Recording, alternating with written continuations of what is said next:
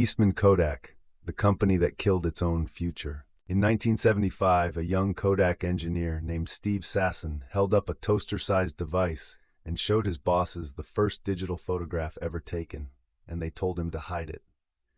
That camera weighed 8 pounds. It captured a black and white image at a resolution of 0.01 megapixels. It stored that image on a cassette tape, and it took 23 seconds to record a single photo. It was, by every measure, terrible. But Steve Sasson knew what he was holding. He knew it was the future. And so did his bosses. That's exactly why they buried it. This is the story of Eastman Kodak, a company that didn't fail because it missed the digital revolution. It failed because it invented the digital revolution and then spent 2 decades pretending it hadn't. To understand how staggering Kodak's collapse really is, you need to understand how thoroughly this company once dominated American life. When people say Kodak was big, they don't mean it was just a successful company. They mean it was a cultural institution. For most of the 20th century, the phrase Kodak moment wasn't marketing. It was the English language absorbing a brand name into everyday speech because no other word captured the idea as well. Kodak didn't just sell film. Kodak was photography. Every birthday party, every vacation, every wedding, every baby's first steps. If you captured a memory in America between 1900 and 1990, chances are overwhelming that Kodak made money from it.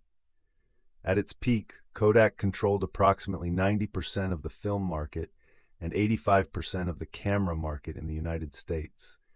It employed over 145,000 people worldwide. Its headquarters in Rochester, New York essentially was Rochester, New York. The city's economy, its identity, its middle class, all of it orbited around one company. Kodak was the Google of its era, the Apple of its era, the Amazon of its era, except it held its dominance for far longer than any of those companies have held theirs. George Eastman was, to put it simply, obsessed with making things easier. In 1878, he was a 24-year-old bank clerk in Rochester who wanted to take photographs on a vacation to Santo Domingo. The problem was that photography in 1878 was a nightmare. You needed a camera the size of a microwave, a heavy tripod, glass plates coated in chemicals, and a portable darkroom to develop images on the spot before the emulsion dried. Eastman never took that trip, but the frustration stuck with him. He started experimenting in his mother's kitchen at night, working to replace those heavy glass plates with a lighter, flexible alternative. By 1880, he had developed and patented a dry plate coating machine. By 1884, he had created paper-backed roll film. And by 1888, he introduced the product that changed everything, the Kodak camera. It was a simple box. You pressed one button. It came preloaded with enough film for 100 shots.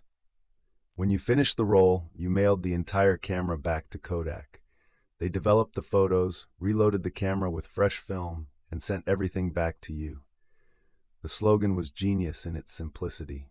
You press the button, we do the rest. George Eastman didn't just create a product. He created an entirely new consumer behavior. Before Kodak, photography was for professionals and serious hobbyists. After Kodak, photography was for everyone. Eastman understood something that would take Silicon Valley another century to articulate. The best technology is technology that disappears. The customer shouldn't have to think about chemistry or optics or exposure times. They should think about their kid blowing out birthday candles. This philosophy drove Kodak's growth for decades. The Brownie camera in 1900 brought the price point down to $1, making photography accessible to the working class. The company expanded aggressively into international markets. It pioneered color film with Kodachrome in 1935, a product so beloved that Paul Simon wrote a song about it.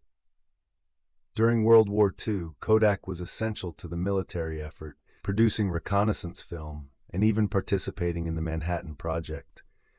By the 1960s and 70s, Kodak was one of the most valuable brands on the planet, sitting comfortably in the top 5 of the Fortune 500. But here's the thing about dominance, that total. It creates an almost gravitational pull towards self-preservation. When you control 90% of a market, every single strategic decision gets filtered through one question. Does this protect what we already have?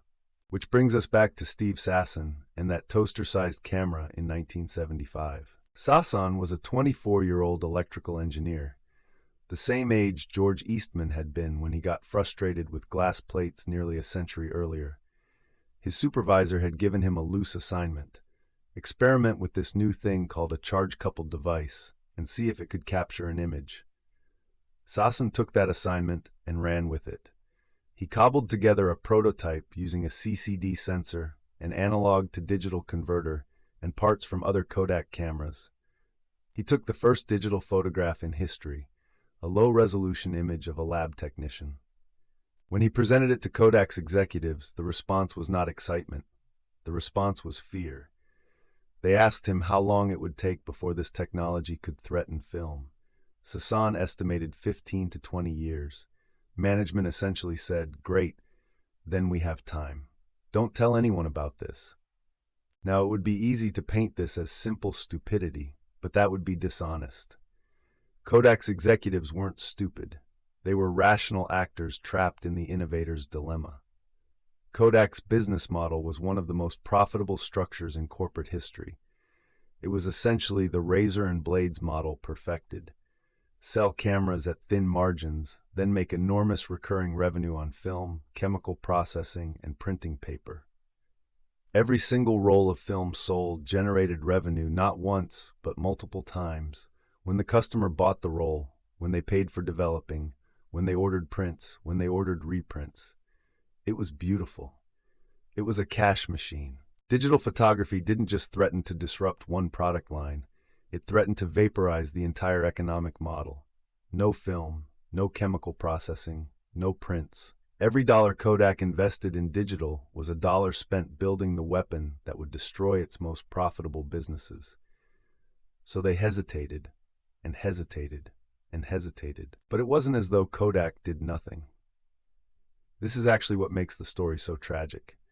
Kodak invested billions in digital technology throughout the 1990s. They launched digital cameras. They created one of the first online photo sharing platforms. They even had a prototype digital camera strategy that was years ahead of competitors. In 1991, Kodak released the DCS-100, a professional digital camera system built around a modified Nikon body. It was pioneering work. The problem was never capability. The problem was commitment. Every digital initiative at Kodak was hamstrung by the gravitational pull of the film business. Digital divisions were underfunded relative to their potential. Digital products were priced to protect film margins rather than to compete aggressively. Leadership repeatedly pulled back from digital strategies when quarterly film revenues wobbled. They tried to have it both ways, to ride the film cash cow while gently tiptoeing into digital, and the market doesn't reward tiptoeing. Meanwhile, competitors who had nothing to lose were sprinting.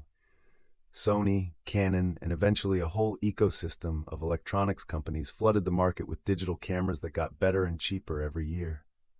Then, of course, came the smartphone. When Apple introduced the iPhone in 2007, it didn't just disrupt Kodak. It disrupted the entire digital camera industry. But by 2007, Kodak was already mortally wounded. The numbers tell a brutal story. Kodak's revenue peaked at nearly $16 billion in 1996. By 2005, it had been cut roughly in half. The company started laying off tens of thousands of workers. Rochester hemorrhaged jobs. In 2004, Kodak was removed from the Dow Jones Industrial Average after 74 consecutive years on the index.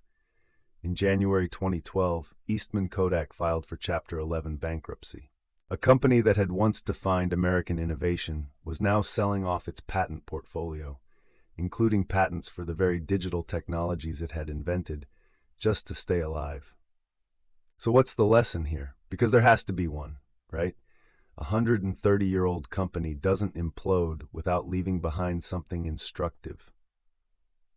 I think there are two lessons, actually. The first is that the innovator's dilemma is real, and it is lethal. When your existing business model is enormously profitable, the rational quarter-by-quarter decision is always to protect it. But markets don't care about your quarterly earnings. Markets are rivers, and you can build the most beautiful dam in the world, but eventually the water finds a way around. The second lesson is subtler and maybe more important. Kodak's original genius, George Eastman's genius, was understanding that the technology should serve the human moment. You press the button, we do the rest. Somewhere along the way, Kodak forgot that. They stopped asking, how do people want to capture memories, and started asking, how do we keep selling film? They confused their product with their purpose. Film was never the point. The moment was always the point. The painful irony is that Kodak understood the future before anyone else on the planet. They held it in their hands in 1975. They just loved the present too much to let it go. Kodak emerged from bankruptcy in 2013 as a much smaller company focused on commercial printing and imaging technology. It still exists today, but as a ghost of what it once was, a company that once touched nearly every human life on Earth, reduced to a niche industrial supplier. George Eastman, who took his own life in 1932, left a suicide note that read, "My work is done, why wait?" His company, unfortunately, asked the opposite question for decades. Our future is here. Why rush? If you found this story fascinating, hit subscribe for more business stories like this one.